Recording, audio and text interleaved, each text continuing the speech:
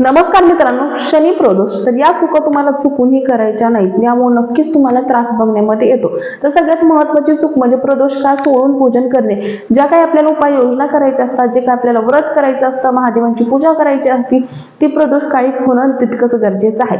दुसरी गोष्ट म्हणजे शनी जे महाराज आहेत हे कर्माचे कारक आहेत. तर या दिवशी शिव्यागाळ करणं, खोटं बोलणं, वाईट बोलणं, कपट बोलणं या गोष्टी नक्कीच टाळा. इतर दिवशीही टाळा. तिसरी आणि सगळ्यात महत्त्वाची गोष्ट म्हणजे मांसाहार करणे, व्यसन करणे, तंबाखू यासारख्या हानिकारक गोष्टी खाणे. हा दिवस जो आहे हा आपल्याला पूर्ण सात्विक नक्कीच ठेवायचा आहे.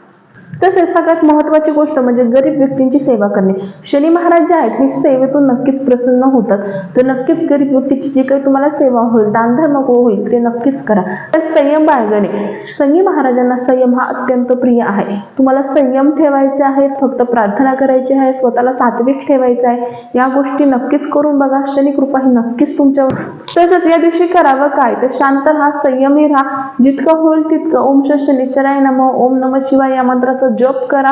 गरीब व्यक्तींना दान करा. या गोष्टी नक्कीच फॉलो करा. शनी महाराज या गोष्टीतूनच तुम्हाला प्रसन्न होतील.